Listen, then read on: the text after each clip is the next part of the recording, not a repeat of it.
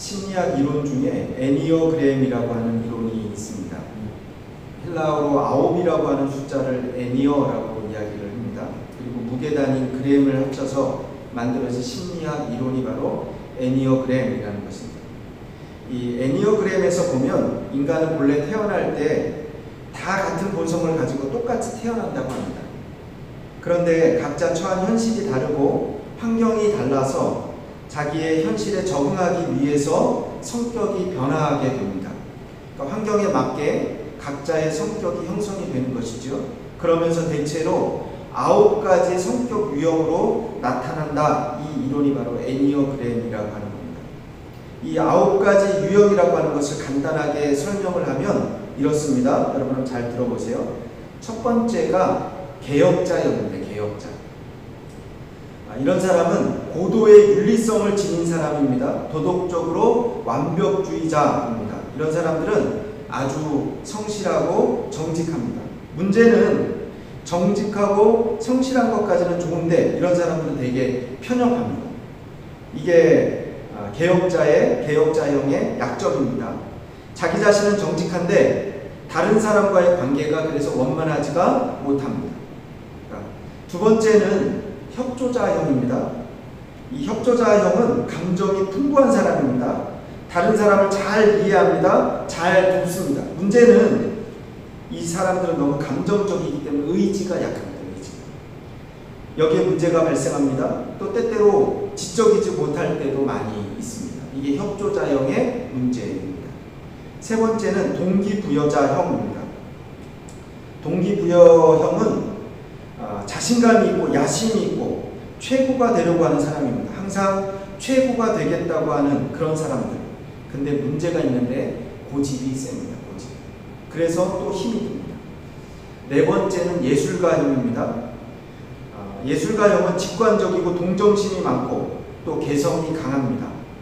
그런데 때때로 우울하기도 하고 정서적으로 강한 대신에 이런 사람은 쉽게 말해서 광기라는 것을 가지고 있습니다. 여러분, 이 예술가랑 산다는 것이 얼마나 어려운지 모릅니다. 함께 사는 사람들은 항상 각오를 해야 됩니다. 가끔 이해 못할 이상한 행동들을 하고 또 이것을 수용하지 못한다면 예술가는 살 수가 없습니다. 어떤 데는 천사와 같은데 또 어떤 데는 악마와 같고 바로 예술가 형 이렇게 이야기를 합니다. 다섯 번째 유형은 사상가형입니다. 사상가형은 탁월한 지각을 가지고 있습니다. 탐색지능이라는 것을 가지고 있어서 어느 분야에 가든지 이런 사람들 전문가가 될 수 있는 그런 사람입니다. 그런데 역시 좀 괴팍합니다. 편집증이 너무 심해서 병적일 때가 있습니다. 여섯 번째는 충성가형입니다. 이런 사람들은 감정에 호소할 줄 압니다. 사람들에게 사랑을 받습니다. 때로는 장난기도 있고 유머도 있고 또 사람들의 환심도 삽니다. 이런 사람이 충성가형인데 아주 좋지요. 그런데 이런 사람들은 너무 의존적입니다. 그래서 충성을 잘하는데 큰일은 못합니다. 일곱 번째는 만능 선수형이 있습니다. 순발력이 강합니다. 신바람 나게 삽니다. 그런데 이런 만능 선수형 사람들은 확실히 즉흥적이고 또 지구력이 약합니다. 여덟 번째 유형은 도전자형이 있습니다. 이런 사람은 자신이 옳다고 생각하면 누구도 말리지 못합니다. 아주 의지적입니다. 그런데 도전자형은 대개 보면 오만합니다. 다른 사람들이 다 나보다는 못하다 그렇게 생각을 합니다. 마지막 아홉 번째 유형은 중재자형이 있습니다. 이 중재자형은 수용하는 능력이 많습니다. 신뢰할 수도 있고 느긋하고 낙천적입니다. 이런 중재자형은 참 덕망이 있다고 우리가 말합니다. 그런데 이런 사람들은 유약하고 수동적입니다. 너무 수동적이라서 큰일을 맡길 수는 없습니다. 여러분, 이렇게 9가지 유형의 사람이 있다. 애니어그램에서 이야기하는 겁니다. 여러분 한번 스스로 한번 진단해보고 스스로가 한번 판단해보세요. 나는 과연 어떤 사람인가? 이 9가지 중에 내가 과연 어디에 속하는 것인가? 나는 예술가형인가? 나는 도전자형인가? 충성가형인가? 여러분 어디에 속해 있습니까? 아니, 질문을 좀 바꿔볼까요? 여러분들이 생각할 때 어떤 유형이 가장 좋다고 생각합니까?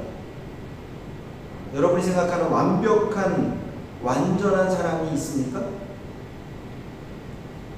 이런 사람이 좋겠다. 여러분, 분명한 것은요, 완전한 사람은 없습니다. 이런 장점을 가지고 있는데 반면에 이런 단점도 가지고 있습니다. 다 그렇습니다. 우리가 인생을 살아갈 때 어떤 자세로 살아야 되는가? 장점은 최대한으로 개발해야 됩니다. 그러나 단점이 있다면 서로가 이해하고 덮어가면서 수용하면서 그렇게 살아야 됩니다. 그래야 가정도, 또 사회도, 우리의 직장도, 교회도 우리가 원만하고 편안할 수가 있습니다. 우리가 자기 자신을 볼 때도 마찬가지죠. 나에게 장점이 분명히 있어요. 여러분, 장점은요, 개발해야 됩니다. 달란트가 있다면 여러분 개발해야죠. 사용해야 됩니다. 자꾸 사용하시길 바랍니다. 그러면 그 달란트는 개발이 됩니다. 우리 성경에 보면 달란트가 있잖아요. 그런데 주인이 달란트를 주고 먼 곳에 갔는데 어떤 사람은 달란트를 땅에 묻어두었어요. 묻어두면 안 됩니다. 그럼 주인이 돌아와서 뭐라고 말씀하시는가? 이 악하고 게으른 종아! 이렇게 말씀합니다. 혹시 여러분에게 있는 장점이 있다면, 달란트가 있다면 잘 개발하시길 주님의 이름으로 부탁합니다. 사랑도 그렇죠. 사랑도 달란트입니다. 여러분, 사랑은 버리는 것, 쓰는 것, 나눠주면 풍성해져 이 땅에 가득하게 됩니다. 그러나 역시 마찬가지로 우리 모두가 단점이 있어요. 단점은 어떻게 됩니까? 단점이 있다면 노력해야 됩니다. 고치려고 노력해야 되겠죠. 다른 사람을 볼 때도 마찬가지예요. 여러분, 장점은 우리가 더 크게 인정해 줄 수 있길 바랍니다. 그러나 단점은 그 사람의 단점을 우리가 그대로 받아들일 수 있어야 돼요. 그게 지혜로운 사람입니다. 우리가 스스로를 한번 뒤돌아보았으면 좋겠어요. 우리는 예수 믿고 구원을 받았습니다. 예수님을 만나고 죄사함을 받고 하나님의 자녀가 되었습니다. 구원, 이거 아주 초보적인 단계의 신앙입니다. 우리가 여기에 머물러 있으면 안 됩니다. 신앙은요, 계속해서 성장해야 됩니다. 계속해서 성장해서 예수 그리스도의 장성한 분량까지 예수 그리스도를 닮아가야 됩니다. 이것이 신앙인의 목표입니다. 에베소서 4장 13절에 이렇게 우리가 말씀합니다. 우리가 다 하나님의 아들을 믿는 것과 아는 일에 하나가 되어 온전한 사람을 이루어 그리스도의 장성한 분량이 충만한 데까지 이르리니. 여러분, 신앙의 목표는 그래서 구원이 아닙니다. 예수 그리스도의 장성한 분량에 이르는 것. 마태복음 16장 31절에 보면 예수님에 대한 첫 신앙 고백이 기록되어 있습니다. 예수님의 수제자 베드로가 예수님께 신앙을 고백했죠. 베드로가 그렇게 고백합니다. 주는 그리스도시요 살아계신 하나님의 아들이십니다. 정말 귀한 고백입니다. 그 귀한 고백 속에 우리가 닮아야 될 예수님의 모습이 드러나 있습니다. 주님은 그리스도십니다. 여러분, 이 고백 속에, 그리스도라는 고백 속에는요, 세 가지의 예수님의 모습이 들어가 있습니다. 왕이고, 제사장이고, 선지자이고. 그리스도라는 뜻은 기름 부음을 받았다라는 뜻입니다. 우리가 성경을 보면 누가 기름 부음을 받습니까? 세 종류의 사람이 기름 부음을 받아요. 왕이 기름 부음을 받습니다. 사사기에 보면 사무엘 선지자가 이스라엘의 왕을 세우기 위해서 처음 누구에게 기름을 부었는가? 사울에게 기름을 부어요. 그리고 사울왕이 하나님의 뜻대로 살지 못해서 다시 왕을 선택해서 기름을 붓습니다. 다윗에게 기름을 붓습니다. 여러분, 왕에게 기름을 붓습니다. 그리스도라는 고백은 예수님은 왕이십니다. 이런 고백이에요. 그리고 또 우리가 성경을 보면 어떤 사람에게 기름을 붓는가? 제사장입니다. 제사장. 처음 모세가 광야에서 십계명을 받았고 제사장을 세웁니다. 누구를 제사장으로 세우는가? 아론과 그 아들들을 제사장으로 세웁니다. 우리 말씀을 보면 어떻게 합니까? 그들에게 기름을 붓습니다. 제사장에 기름을 붓습니다. 그리스도라는 고백은 예수님은 제사장입니다. 이런 고백입니다. 마지막으로 누구에게 기름을 붓는가? 성경에 보면 선지자에게 기름을 부어요. 여러분, 그리스도라는 고백 속에는 예수님은 왕이십니다, 예수님은 제사장입니다, 예수님은 선지자입니다, 이런 고백이 그 속에 들어있는 것입니다. 예수님이 태어나셨을 때 동방 박사들이 와서 예수님께 귀한 예물을 드립니다. 그때 드렸던 예물이 황금과 유향과 모략, 선물로 드리는 거예요. 신학적으로 이 선물들을 해석할 때 그 의미는 예수님은 왕이시고 제사장이시고 선지자십니다, 이런 고백이 그 속에 들어있다고 이야기를 합니다. 여러분, 예수님은 왕이십니다. 예수님은 지금도 살아계셔서 우리와 우리의 심령과 이 세계와 역사를 주관하시는 분이십니다. 다스리시는 분입니다. 주님은 왕이십니다. 또 예수님은 제사장입니다. 십자가를 지시고 우리의 죄를 위해서 물과 피를 다 쏟고 제물이 되셨어요. 단번에 제사를 드려서 우리 모든 죄를 사하셨습니다. 예수님은 제사장입니다. 히브리서에 보면은 예수님에 대해서 완전한 제사장으로 그렇게 고백합니다. 단번에 영원한 제사를 드리셨다, 그렇게 고백합니다.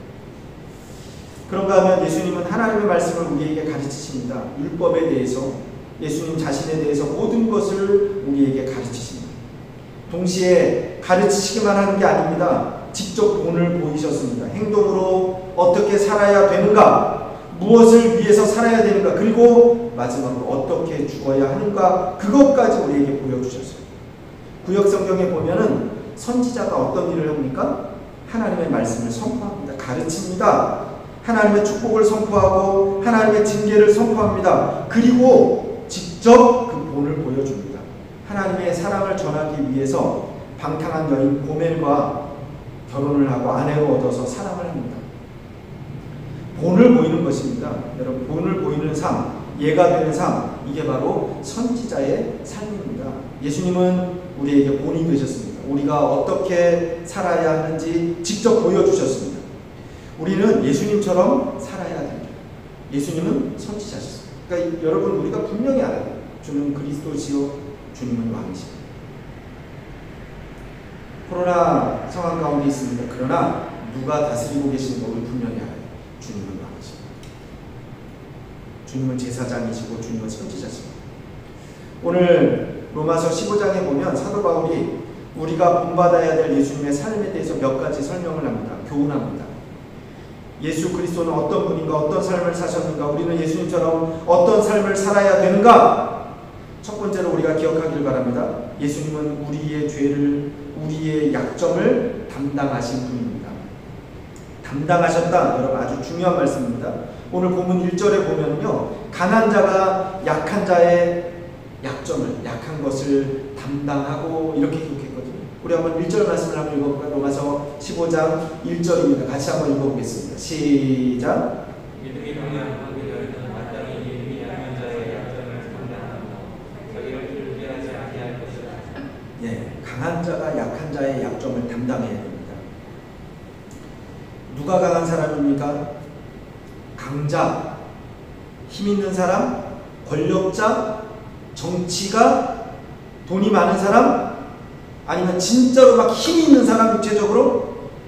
여러분, 이런 사람이 아닙니다. 오늘 말씀해 보면 진짜 강한 사람은 인격적으로, 성품적으로 강한 사람. 우리가 강자에 대해서 세 가지로 우리가 정리를 할 수가 있어요. 먼저는 강자는 어떤 사람이냐면 이해력이 있는 사람이 강자입니다. 이해력이 있는 사람은 이런 사람도 이해할 수 있어요. 이런 환경도, 저런 것도 다 넉넉하게 이해할 수 있어요. 이게 강한 사람입니다. 이해를 못하고 조그만 일에도 걸려서 넘어지고 오해하고 원수 맺고 절망하고, 여러분, 이건 약한 사람, 약한 거. 우리가 보통 속이 좁은 사람들을 그렇게 뭐라고 밴댕이 이렇게 얘기해요. 여러분, 이게 약한 사람입니다. 약하면요 민감합니다. 알레르기 반응을 일으킵니다. 이게 약한 사람이에요. 그런데 강한 사람은 언제나 넉넉합니다. 놀랄 것도 없고 호들갑 떨지도 않습니다. 다 이해합니다. 언제나 상대방을 깊이 이해합니다. 항상 넉넉하죠. 여러분, 이런 사람이 강한 사람입니다. 이런 사람이 되시길 주님의 이름으로 축원합니다. 부부간에 싸움이 있죠. 아내와 남편 중에서 누가 항상 이해하는지 아세요? 누가 이해합니까? 강한 사람. 강한 사람이 이해하는 거예요. 두 번째로 어떤 사람이 강자인가? 강한 사람은요, 진리를 듣고 깨달았을 때 자기 삶의 그 진리를 구체적으로 실천할 수 있는 사람, 이런 사람이 강한 사람. 오늘 우리가 하나님 말씀을 듣잖아요. 들으면서 아 그렇구나, 내가 오늘 이렇게 살아야 되겠다고 그 말씀을 내 삶 가운데 적용하는 사람, 삶에서 구체적으로 나타내는 사람, 이 사람이 바로 능력 있는 사람이고 강한 사람입니다. 이게 참 힘이 들어요. 말씀을 듣고 은혜를 받아요. 그렇죠? 그런데 항상 보면 우리가 어떤 식인가, 말씀은 참 좋아. 그런데 나와는 상관이 없어. 진리는 진리대로, 신앙은 신앙대로, 행위는 행위대로, 성품은 성품대로 따로따로 사는 것입니다. 이런 사람이 바로 약한 사람이죠. 반대로 강한 사람은요, 진리를 한마디를 배웠던 아니면 두마디를 배웠던 바로 내 삶 속에 그것을 적용하는 사람, 실천하는 사람이 강한 사람.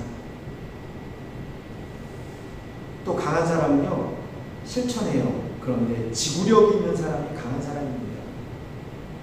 알기는 아는데 행하지를 못합니다. 사랑해야 될 줄 알죠. 그런데 사랑하지 못해요. 용서해야 될 줄 아는데 용서하지 못합니다. 용서했어요. 그러다가 또 비슷한 일이 생기면 또다시 원점으로 돌아갑니다. 여러분, 이게 막 휘청휘청합니다. 우리 신앙생활 할 때 보면 여러분, 이건 약한 것입니다. 그런데 강한 사람은요, 한번 시작했다면 끝까지 갑니다. 지난주에 제가 여러분에게 선택? 좋은 것을 선택할 수 있길 바랍니다. 그런데 거기서 끝나면 안 돼요. 선택한 것, 더 중요한 것은요, 그 좋은 선택을 지속하는 것이죠. 그 얼마나 중요합니까? 이게 강한 사람, 강한 사람. 요즘 올림픽 보면서 또 여러 가지 이야기들이 있는데, 유네스코 세계 유산 뭐 이런 이야기. 근데 제가 이번에 알았어요. 세계 유산으로 딱 등재가 돼도요, 그게 계속하는 거 아니더라고요. 아세요? 그거 잘 지속하지 않으면, 잘 그걸 보호하지 않으면 그 언제든지 그거는 취소될 수 있다. 이렇게. 우리가 선택 잘할 수 있길 바랍니다. 말씀 읽기로 선택했어요. 내가 이제 기도하기로 작정했습니다. 거기서 끝나면 안 돼요. 이게 지속돼야죠. 지속돼야죠. 다시 말하면 약자는 어떤 사람인가? 약자는 이해를 잘 못해요. 구체적으로 실천도 못합니다. 그리고 끝까지 꾸준하게 끌고 가지도 못하는 사람이 약한 사람입니다. 우리 주위에 연약한 사람들이 얼마나 많은지 모릅니다. 이 연약한 사람들을 어떻게 해야 됩니까? 손가락질하고 또 그들을 욕하고. 여러분, 오늘 말씀에 보면 강한 자가 약한 자를 이해도 못하고 실천도 못하고 꾸준하게 끌고지도 못하는 그런 약한 자를 담당하는 것입니다. 그 약점을 이해하는 것이 담당하는 것이지요. 나아가서는 내가 대신하는 거예요. 그 사람 대신. 약한 자의 약점을 내가 담당한다. 여기에 보면 담당한다는 말은요, 파스타제인이라는 헬라어를 씁니다. 이거는 짐을 진다는 뜻이에요. 짐. 그러니까 그가 못하는 짐을 내가 대신 진다. 여러분, 잘 우리가 들어서 알고 있는 구절, 이사야 53장. 그는 우리의 질고를 지고 우리의 슬픔을 당하셨고, 그가 징계를 받음으로 우리가 평화를 누리고 그가 채찍에 맞음으로 우리가 나음을 입었도다. 여러분, 주님이 대신 지셨습니다. 이게 파스타제인. 주님이 대신 내가 맞을 것을 주님이 맞으셨어요. 내가 받을 비방을 대신 받으셨어요. 그 성품이 바로 그리스도의 마음입니다. 그러니까 그리스도의 마음은요, 담당하는 것입니다. 책임을 대신 지시는 것입니다. 이게 그리스도의 마음입니다. 오늘 우리가 강한 사람이 약한 사람을 대신 질 수 있게 간절히 소원합니다. 두 번째로 오늘 말씀에 보면은요, 자기를 기쁘게 하지 아니할 것이다. 이렇게 말씀합니다. 1절에. 또 아울러서 2절에 보면 이웃을 기쁘게 하되 이렇게 기록되어 있어요. 우리 한번 2절 말씀 한번 읽어볼까요? 2절 한번 읽어보겠습니다. 시작. 우리 각 사람이 이웃을 기쁘게 하되 선을 이루고 법을 세우도록 하리라. 수학 분야에 있어서 세계적인 명성을 가졌던 사람 중에 일본 사람이지만 기쿠지라고 하는 사람이 있습니다. 이 기쿠지 교수가 영국의 옥스퍼드 대학에서 공부를 했어요. 근데 수학 천재예요, 수학 천재. 그러니까 항상 1등을 합니다. 영국 사람들, 백인들이 볼 때 기분이 나빠요. 자존심이 상합니다. 아니, 동양사 조그만한데, 볼품도 없는데, 우리 영국 사람들이 저 사람이 항상 1등을 하다니, 그러니까 기쿠지가 항상 1등 합니다. 그리고 항상 2등은 누가 있냐면, 브라운이라고 하는 영국 사람이 2등을 합니다. 그러니까 도저히 넘어서지를 못하는 겁니다. 그런데 마침 이 기쿠지가 독감에 걸렸어요. 아주 심각한 독감에 걸려 몇 주 동안에 학교에 나오지 못합니다. 그때 영국 사람들이 다 생각합니다. 아, 잘됐다. 이제 이게 기회다, 기회. 이번 학기는 시험을 보면 당연히 브라운이 1등을 하겠고 우리 영국 사람이 1등을 하겠다 이렇게 생각했어요. 그런데 학기 말에 시험을 봤는데 또다시 기쿠지가 1등을 해요. 어떻게 됐는가 막 궁금해. 알고 보니까 이 브라운이 매일매일 강의를 들으면 그 노트를 가지고 이 기쿠지를 찾아가서 자기가 들은 그대로 다 강의를 해주고 매일같이. 왜 그랬는가 물어봤더니 그 브라운이 그렇게 돼요. 나는 감기로 인해서 당신이 1등에서 떨어지는 것을 원치 않습니다. 남을 기쁘게 하고 그래서 도와주고 이해해주고 참아주고 기다려주고 여러분 그것이 남을 기쁘게 하는 비결입니다. EQ라고 하는 말을 우리가 너무나 잘 압니다. 감정지수라고 하죠. 그렇죠? IQ는 지능지수 이렇게 얘기하죠. 감정지수는요, 내가 내 감정을 잘 알고 이해하는 게 감정지수입니다. 아이들 키우다 보면요, 어떤 때는 아이들이 입을 막 삐죽하고 나와 있을 때 있어요. 그러면요, 우리가 너 화났지? 너 삐졌지? 그러면 뭐라고 해요? 2개. 아니요? 이런 아이들이 있지만 또 뭐라고 그러면 삐졌어요! 그런 애들이 있어요. 여러분, 이런 아이가 사실 EQ가 좋은 겁니다. 지금 내 감정이 어떻다는 것을 알아야 됩니다. 그 모르는 것, 이건 EQ가 떨어지는 겁니다. 내가 내 감정을 알아요. 근데 거기서 끝나면 안 돼요. 그 다음으로는요, 그 감정을 스스로 다스릴 줄 알아야 됩니다. 그리고 그 다음에 이것을 잘 표현할 줄 알아야 돼요. 다른 사람의 감정을 내가 잘 수용할 줄도 알아야 되고, 그리고 모든 이웃과 관계를 원만하게 해결해 나갈 수 있는 사람, 이런 사람을 우리 뭐라 그러냐면 EQ가 발달한 사람, EQ가 높은 사람, 이렇게 이야기를 하는 겁니다. 여러분, 그리스도인은 그리스도를 닮아가야 됩니다. 우리 그리고 인간관계도 그래요. 뜨겁게 사랑하면 닮게 되어 있어요. 아내건 남편이건 누구간 열렬히 사랑하는 사람은 알게 모르게 닮아가요. 그러니까 부부가 오래 같이 살다 보면 닮아가는 것입니다. 그리스도를 사랑하는 사람은 그리스도를 닮아갑니다. 그래서 우리를 가리켜서 그리스도인 이렇게 부릅니다. 여러분, 강한 자가 약한 자를 그 약점을 감당할 수 있기를 간절히 소원합니다.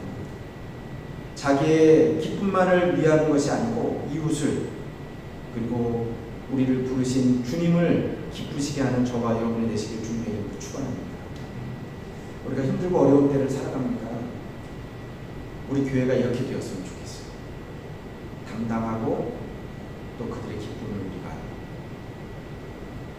함께 기뻐하고. 다 같이 한번 기도하겠습니다.